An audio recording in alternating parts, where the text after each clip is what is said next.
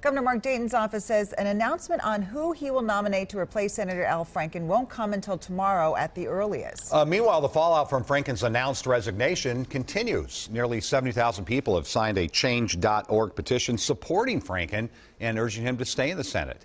As Esme Murphy reports, the senator has also received support from two high-profile Republicans, former House Speaker Newt Gingrich and former Governor Arnie Carlson.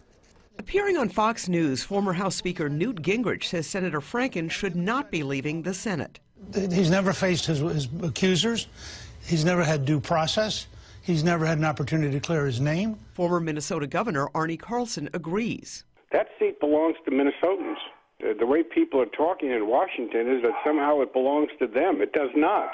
Analysts believe the defense of Franken by some high-profile Republicans is linked to President Trump and Alabama Senate candidate Roy Moore, who both face their own allegations of sexual misconduct. But in the case of Gingrich, if Franken resigns on what he would consider to be allegations, then it forces what? It forces the same treatment for Roy Moore in terms of saying either he shouldn't get elected or, if elected, he should be thrown out of the Senate. Professor David Schultz does not think there is a chance that Franken, who faced pressure to resign from dozens of top Democrats, will reconsider. He's lost the confidence of his colleagues. Meanwhile, speculation is mounting over who Governor Mark Dayton will appoint as Franken's replacement.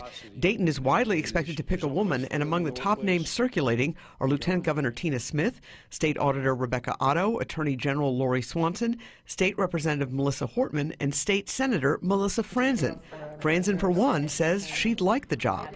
Well, it's very flattering, of course, to be considered, and certainly we younger generation have a different voice to bring to debates here at the state level or federal level. So Senator Franken has not issued a statement since his speech 5 days ago announcing he would resign in a matter of weeks. Senator Franken has still not named a specific date for his resignation.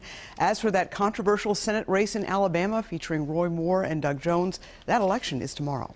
All right. Esme, thank you.